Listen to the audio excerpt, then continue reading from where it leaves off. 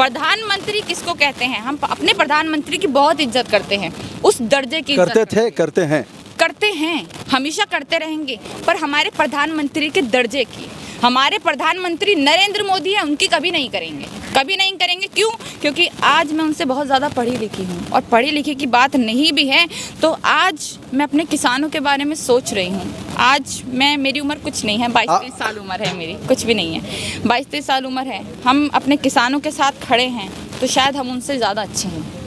आज हम अपने दलित भाइयों के साथ, मुस्लिम भाइयों के साथ, सिख भाइयों के साथ खड़े हैं तो शायद उनसे ज़्यादा अच्छे हैं। आज हम यहाँ पर गरीब लोगों के बारे में सोच रहे हैं जो फुटपाथ पे सोते हैं तो शायद हम उनसे ज़्यादा अच्छे हैं। कुछ तो अच्छा ही हम उनसे ज़्यादा हैं। कम से कम तालियां बजवाकर लोगों से ये तो नहीं कह रहे कि भैया अपने देशभक्ति होने का एक तरीके से टैग दीजिए हमें कि हाँ आप देशभक्त हैं, वहाँ पर दिए जलाइए। लोग कोरोना से मर रहे हैं यार, आप उनके बारे में सोचिए ना। कोरोना है नहीं है, कोरोना से मर कैसे रहे हैं? कोरोना तो है ही नहीं है, न मास्क आपने लगाया है न हमने लगाया है। बिल्कुल नहीं लगाया। देखिए कोरोना मैं नहीं कहूँगी है नहीं, क्यों नहीं कहूँगी? क्योंकि कोरोना मुझे भी हुआ, और फिर उसके बाद जुकाम खांसी हुआ था। कोरोना बिल्कुल नॉर्मल जुकाम खांसी जैसा होता है, बिल्कुल वैसे ही हुआ। मुझे तो कोई खास सिम्टम्स लगे नहीं। देखिए कोरोना कब आया? जब शाहीन बाग का आंदोलन आ रहा था, एकदम से नया कोरोना उग गया वहाँ पे। अब चलिए कोरोना खत्म हो गया, अब हमारे प्रधानमंत्री जी मास्क उठाते हैं फिर उसको परे फेंक देते हैं, चलो भाई हमारे लिए कोरोना नहीं है। वो आराम से फोटो खिंचवाने खड़े होते हैं वहाँ पर ऐसे करके, उसके बाद निकल जाते हैं। उस एज के लोगों को मना किया गया है कि जो उस एज के लोग नहीं लगा सकते हैं। अच्छा, उस एज के लोगों को कोरोना नहीं होगा, कोरोना होगा नहीं, हमें। एज फैक्टर उनका है तो हटा देंगे। अच्छा दम घुटेगा उनका। अच्छा, दम घुटेगा उनका। वाह, ये बात सही है भैया। हमारे घर में तो बुजुर्ग रहते नहीं हैं, उनको तो कोरोना है ही नहीं। तो ये बेतुकी बातें जो लेकर आ रहे हैं अभी कि कोरोना की एकदम से बहुत बड़ी लहर आने वाली है और उसी लहर में हम अपने किसान भाइयों को हटा देंगे।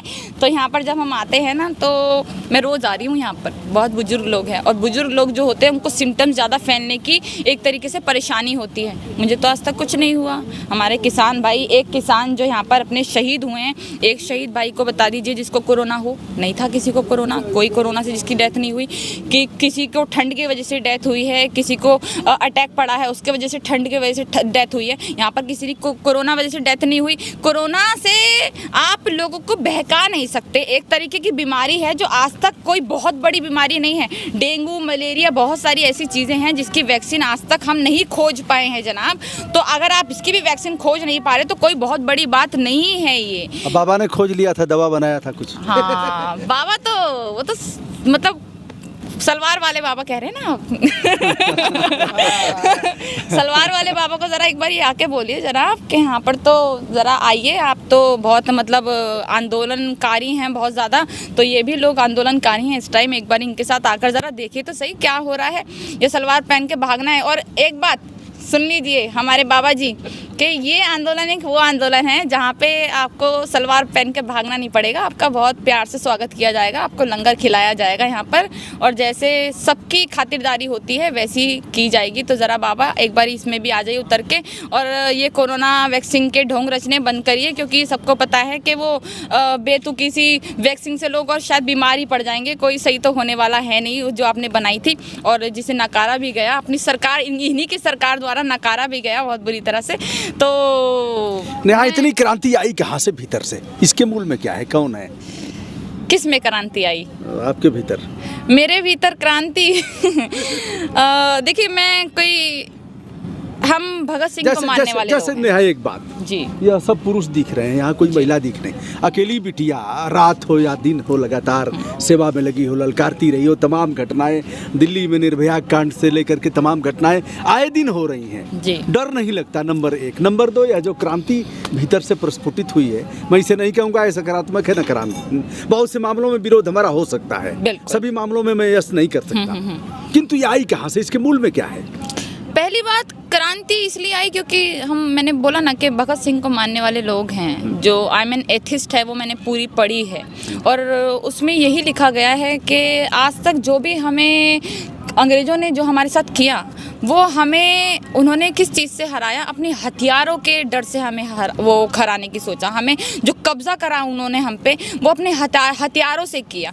हम आंदोलन करने उतरे, उसी से उनको रोका गया। तो हमारे पास एक तरीके से कोई हमें ऊपर से उतर के ये हमें कोई वो नहीं देगा कि भैया आप ये करिए, ये ना करिए। आप खुद हैं जो हैं, आप अपने आप को मजबूत नहीं बना सकते, अपने देश बेटियों को संदेश क्या दे रही हैं एक लाइन में? हाँ, बेटियों को संदेश यही है कि प्लीज़ सारी लड़कियां निकलें घर से बाहर और मजबूती से निकलिए, क्योंकि मैं जब यहाँ पर आती हूँ तो मुझे ऐसा लगता है कि मेरे को बहुत सारे मेरे फादर मिल गए हैं, बिल्कुल बाप जैसा प्यार देते हैं। अच्छा, गुंडे मिल जाएं तो क्या करना चाहिए? गुंडे मुझे मिलेंगे। चलिए मान लो अकेली हो आप, ठीक है, और गुंडों ने घेर लिया, क्या करोगी आप? अरे मैं अपनी बोली से उनको भी प्यार में ले लूँगी। मेरी बोली अच्छी खासी है, मैं कोई गुस्से वाली नहीं हूँ। और वैसे मोदी के मोदी क्या करेंगे? कुछ नहीं डायल करूँगी मैं। और शायद मोदी भक्ति होंगे गुंडे, मोदी भक्ति होते हैं सारे गुंडे। और अगर वो गुंडे अगर निकल के मेरे को क्या धमकी देंगे, कोई ऐसा गुंडा आकर मेरे को तो वो नहीं करेगा कि हाँ। अच्छा, अभी तक कुछ ऐसा जीवन में? जी नहीं, मेरे साथ तो अच्छा, अभी तक कोई लाठी डंडा आंदोलन में कभी खाई है? बहुत पड़े हैं, बहुत पड़े हैं, जामिया के आंदोलन में बहुत। तो क्या पुलिस वालों ने मारा है, महिलाओं ने मारा है? महिला पुलिस ने मारा है। अच्छा। हाँ बिल्कुल मारा है। क्या बोला है कि भागो, दिमाग खराब है तुम्हारा, पढ़ना लिखना नहीं है? अरेस्ट भी हुए, क्या बोला? हमें डिटेन भी करा गया है, गाड़ियों में भर भर के बहुत दूर दूर तक छोड़कर भी आया गया है। हम वहाँ से आए हैं बहुत मुश्किलों से, ऑटो करके ढूंढ के अपने घर भी आए हैं। तो इन सब चीज़ों से डर गई तो मैं फिर यहाँ पर कैसे होती। अंतिम सवाल जो बीच में छूट गया था, हमारे तमाम दर्शक जो लगभग 160 देशों में देखते हैं, वह कहेंगे कि आपने 2 कमियां पूछा और बात पूरी नहीं होने दिया, बात में बीच में हाँ, वही 2 कमियां मैं बता रही थी। बताइए। हाँ, एक कमी जो MSP की है, मैंने आपको सब्सिडी बताया कि हमारा 15,000 रुपये मिलता है। उसके बाद हमारे जो 94% है वो वैसे भी प्राइवेट बेचा जाता है, हमारे किसान भाई जो बेचते हैं। सिर्फ 6% हमारी सरकार खरीदती है, उनको स्टॉक करके रखती है। कोई हमारे ऊपर महामारी आती है तो हमें वो प्रोवाइड किया जाता है बहुत ही कम दामों में, बहुत ही कम दामों में। अब मान लीजिए सबसे मेन दिक्कत जो है इस कानून में, वो MSP हटा दिया जाएगा तो प्राइवेटाइजेशन की जो मात्रा है वो बहुत ज़्यादा बढ़ जाएगी। कैसे बढ़ जाएगी कि प्राइवेट अगर हम 6% जो है वो भी प्राइवेट कर देंगे, हम किसान भाई हमारे मतलब बेचेंगे, किसानी को भी प्राइवेट कर देंगे, तो वो जो खरीदने वाले हैं वहाँ पे वो लोग देखिए कौन है, वो है अडानी अंबानी। कैसे है अडानी अंबानी, मैं खुद नहीं कह रही हूँ, इसका पूरा प्रूफ है। उन्होंने वहाँ पर अपने स्टोर खरीदने स्टार्ट कर दिए हैं, अपने स्टोर खरीद रहे हैं, बनवा भी रहे हैं, उनको पूरा बनाना स्टार्ट पहले से ही बनना शुरू हो गया है। पहले से ही बनना शुरू हो गया है। वहाँ पर जियो गेहूँ बिक रहे हैं, जियो गेहूँ के बहुत बड़े बड़े वहाँ पर पॉली बैग्स तैयार हो गए हैं, वहाँ पर उनमें गेहूँ भर कर रखा जा रहा है और ये सब तैयारी वहाँ पर चल रही है। तो प्राइवेटाइजेशन जब हो जाएगा तो सबसे बड़ी चोट जो लगेगी वो किसानों पर तो लगेगी, वो लगेगी आम लोगों पर, आम जनता पर। क्यों? क्योंकि जो प्राइवेट कंपनियां हमें महंगी देखिए सामान तो वही होगा, प्यारी प्यारी थैलों में पैक कर जो हमारे अडानी अंबानी करेंगे, प्यारी थैलों में पैक कर लोगों को बेचेंगे। उससे जैसे चिप्स वगैरह बिकता है, तिगुने देखिए, हम कहते हैं ना चिप्स, आप चिप्स की बात बहुत बढ़िया लाए। जो चिप्स होता है ना, जो हमारे बच्चे खाते हैं, मतलब हमारे यहाँ बच्चे खाते छोटे छोटे, वो चिप्स किसका दिया है? किसानों का दिया है। किसान आलू नहीं उगाए तो किसान खेती नहीं करेगा, आलू नहीं उगाएगा तो उस आलू से चिप्स नहीं बन सकते। तो वो चिप्स भी खेती के वजह से आए हैं हमारे। आप मोदी भक्त अगर इतना ही किसानों का विरोध करते हैं ना जनाब, तो अपने बच्चों को चिप्स खिलाना छोड़ दीजिए, अपने घर में सब्जी लाना छोड़ दीजिए, आटा गेहूं खाना छोड़ दीजिए, ठीक है, सब कुछ खाना छोड़ दीजिए, तब हम मानेंगे आप सही में किसानों से नफरत करते हैं, सही में आप मोदी भक्त हैं। अब देखते हैं हम दूसरी बात यहाँ पर प्राइवेटाइजेशन की। प्राइवेटाइजेशन से क्या होता है कि जो हमारी भारत की हमारा एक तरीके से जो पैसा है, जो टैक्स का पैसा है, जब आप टैक्स देते हैं, जैसे हम हैं, छोटी से छोटी चीज़ पर हम टैक्स देते हैं, उस टैक्स से हमारा भारत चलता है, ये पता है सब कुछ हमारा उसी टैक्स से, जो हम सामान खरीदेंगे वो टैक्स देंगे और जितना टैक्स ज़्यादा हम देंगे उससे हमारा भारत की और ज़्यादा ग्रोथ होगी और ज़्यादा अच्छा चलेगा भारत, ये होता है। अब मान लीजिए यहाँ पर प्राइवेट कर दी हमने, ये वाला जो है, अब बात करते हैं प्राइवेट होने के बाद हमें मिलेगा बहुत महंगे दामों पर, वो तो सही है। अब अडानी अंबानी की हम बात कर लेते हैं यहाँ पर इस कानून से, कि इस कानून से क्या होने वाला है कि जो हमारा टैक्स लगता है, जैसे फॉर्चून हो गया, जियो हो गया, या फिर बहुत सी कंपनियां अडानी अंबानी की हैं जो हमारे किसान भाई उनको प्रोवाइड करते हैं सामान, और वो चीज़ें प्राइवेट करके वो उनको बेचते हैं। सोयाबीन की जितने सोयाबीन ऑयल्स आते हैं, बहुत सारी चीज़ें, सोयाबीन मिल्क होते हैं, वो सब इन लोगों के हैं, खुद के अडानी अंबानी के। उन पे से जो टैक्स है वो हट जाएगा, ठीक है। कई हज़ार करोड़ का उनका एक तरीके से कारोबार होता है, कई हज़ार करोड़ का, वो बहुत ज़्यादा टैक्स देते हैं, वो टैक्स ख़त्म, वो टैक्स ख़त्म तो हमारे भारत में आनी शुरू होगी गरीबी। समझिए आप, हमारे भारत में गरीब आनी कैसे शुरू होगी? क्योंकि जब हमें सामान महंगा मिलने लगेगा तो लोगों में सिर्फ यही महंगा नहीं होगा, हमारी हर चीज़ महंगी होगी। पेट्रोल महंगा होगा हमारा टैक्स के वजह से। हमारे जो भारत में हम जो कमा रहे हैं, हमारी कमाई हमें कम लगने लगेगी। जो पहले 10,000 बहुत ज़्यादा लगता था कि हमें 10,000 कमा लिए, आज 10,000 2 दिन में आप खर्च कर सकते हैं। क्यों? क्योंकि महंगाई बहुत ज़्यादा है, बहुत ज़्यादा है। इस तरह से महंगाई बढ़ेगी तो हमारे किसानों पर भी बहुत तगड़ी चोट पड़ेगी। क्यों? क्योंकि उन्होंने सब कुछ प्राइवेट कर दिया, और प्राइवेट जब वो खरीदेंगे तो आज जो कम से कम पैसों में हमारी सरकार खरीद लेती है, सोचिए कि हमारी प्राइवेट कंपनी उनको कितने में खरीदेगी। जो बीच में आढ़ती होते हैं ना, आढ़ती जो होते हैं वो हर चीज़, अब आपने 6% ये तो कर दिया, 6% कोई बहुत कम तो नहीं होता, 6% बहुत ज़्यादा होता है। अगर 6% की यहाँ पर लड़ाई चल रही है तो 6% बहुत ज़्यादा होता है। और अगर हम यहाँ पर बात करते हैं कि जो हमारा 94% है वो कौन बिकवाता है, तो आढ़ती लोग जो हैं, जो आज उनके साथ मिलकर खड़े हुए हैं किसान भाइयों के साथ, सारा देखना उनका किसानों का वही करते हैं कि हमें कहाँ ले जाना है। चाहे तो बीच में कितने भी लोग दलाल जो होते हैं वो कितना भी पैसा खाएं, पर किसानों से उतना खरीद कर किसको बेचना है, कितना आगे जाना है, वो चाहे कितना भी काम आए, पर बीच में सारे मिडलर काम करते हैं वो आढ़ती होते हैं, और वो सारा ध्यान रखते हैं किसान भाइयों का। अब वो 6% आ गए, हम 6% जो जाएगा वो कहाँ जाएगा? किसान किसे बेचेगा? खरीदने वाला कौन? बीच में कौन? आढ़ती है नहीं, वहाँ पे आढ़तियों को सब कुछ हटा दिया, वो है बिल्कुल प्राइवेट। अडानी अंबानी को बेचने कैसे जाएंगे हमारे किसान? क्या है बीच में? आपने कुछ बनाया है बीच में कि आप किस तरह से बेचेंगे, उनको कौन खरीदेगा?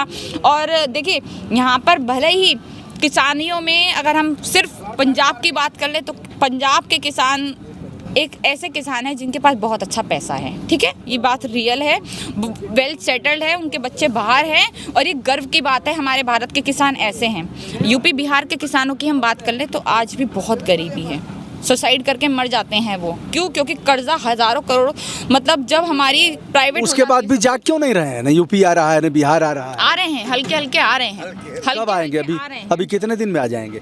लगता तो है आने। तब तक पंजाब हरियाणा हट जाएगा कि रहेगा सीमा पर? पंजाब तो हटेगा ही नहीं, पंजाब हटने नहीं देंगे। हमारे इस आंदोलन आप लोग हटने नहीं देंगे, हटेंगे कैसे? हटने नहीं देंगे। इस आंदोलन की मजबूती तो यही है ना कि ये सिख भाइयों ने स्टार्ट किया, और मैंने कहा ना कि वो तो वो लोग हैं जो आज तक कुर्बान होते आए हैं।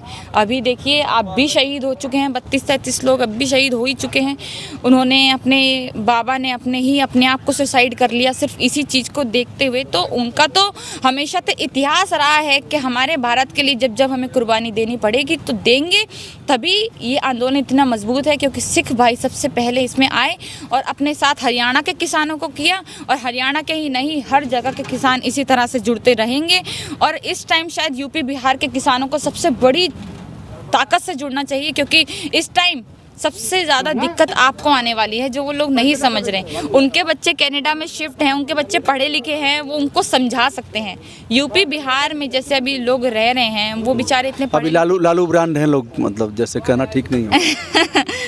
क्या ही कहूँ, लालू तो बहुत अच्छे थे, बहुत तेज तर्रार थे, बहरहाल जेल में गए हैं। जेल में हैं, वैसे तो तेजस्वी अच्छे हैं। लालू जी के बारे में मुझे ज़्यादा खैर मैं कुछ कहना नहीं चाहूँगी। हाँ, तेजस्वी मतलब लालू से अभिप्राय जैसे बोलते थे वो उस भाषा में। हाँ, वो भाषा उनकी अच्छी थी, तीखी बोली थी, वो ठीक था उनका। पर तेजस्वी यादव की बात करें तो हाँ, तेजस्वी यादव एक यूथ की लीडर हैं, वो अच्छे निकले। हाँ, अंतिम सवाल, वीडियो लंबा हो रहा है। ऊधम सिंह के बारे में जो खुफिया तंत्र था अंग्रेजों का, उसने यह कहा था कि यह फूलों के बाग में जाकर के फूलों को घंटों निहारता है, या तो यह क्रांतिकारी होगा या साहित्यकार। तो कोई गीत उत भी गाना जानती हैं? कुछ आप गुनगुनाती हैं, कुछ वीर रस का कुछ? जी, मैं गीत तो बिल्कुल गाना नहीं जानती, क्योंकि मैं बिल्कुल इन चीज़ों में रहती नहीं हूँ, क्योंकि इन्हीं चीज़ों नहीं, कोई क्रांतिकारी जैसे यह जो डटे हुए हैं लोग हट रहे हैं, तो कैसे गा करके ललकार के कैसे रोका जाएगा? ललकार के पहले मेरा तो खैर मैं तो सबसे मेरा एक ही नारा होता है जो हमारे भगत सिंह जी का है कि इनकलाब जिंदाबाद। क्योंकि आप इनकलाब नहीं आएगा तब तक आप नहीं हो पाएगा कुछ। तो यही टाइम है, और सबसे कहूँगी कि इनकलाब जिंदाबाद, डटे रहिए, आगे बढ़कर आइए। वही है ना, पहले लड़े थे गोरों से, अब लड़ेंगे चोरों से। तो यही है चोर, और वो चोर बहुत बड़े चोर हैं जो हमारे देश को लूट कर खा रहे हैं। गोरों से तो हम लड़ लिए, चोरों से लड़ना बड़ा मुश्किल है। तो ये आंदोलन एक चोरों से लड़ने वाला आंदोलन है, जिसे ज़रूर जीता जाएगा। यह है भारत की बेटी नेहा भारती, जिनसे हमने एक लंबा इंटरव्यू किया, कुछ तीखे सवाल किया, कुछ ऐसे सवाल जो इनको गुस्सा दिला सकते थे, लेकिन चेहरे पर एक मुस्कान, यही भारतीयता की सच्ची पहचान है। नेहा जी, ढेर सारी शुभकामनाएं, बहुत बहुत धन्यवाद।